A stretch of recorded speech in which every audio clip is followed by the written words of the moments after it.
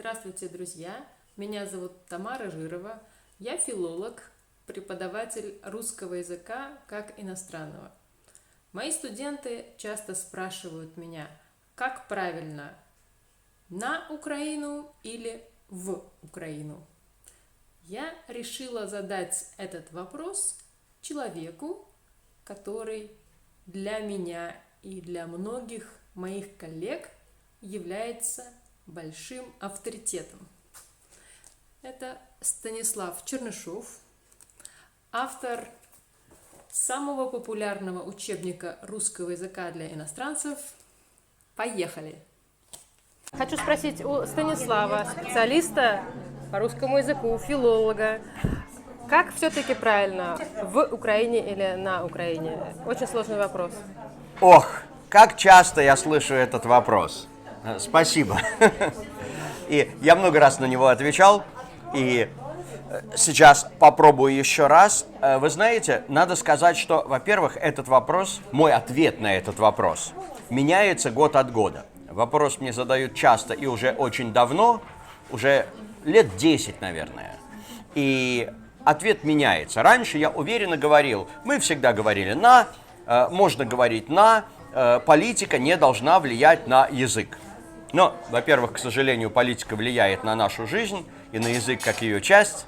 Во-вторых, язык тоже меняется, живой язык меняется. Поэтому я хочу сказать, что мы всегда традиционно говорили на Украине. Сегодня в официальной политической речи принято употреблять предлог «в».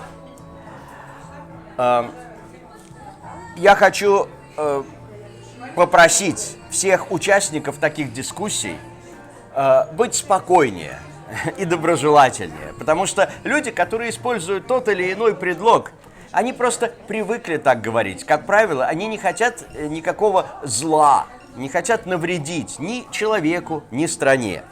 Я думаю, что сегодня очень может быть. Мы просто видим изменение языковой нормы. Языковые нормы меняются на наших глазах. Вот мне почти 50 лет, и я видел, как изменилась в чем-то норма русского литературного языка.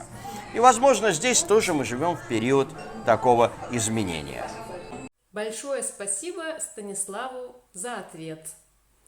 Но почему есть два варианта – на Украине и в Украине?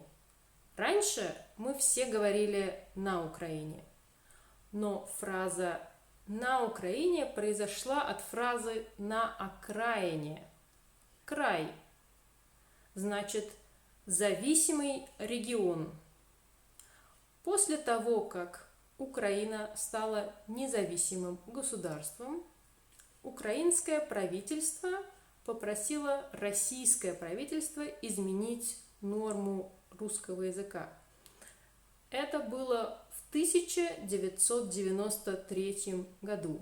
И российское правительство стало использовать форму «в Украине» в официальных документах.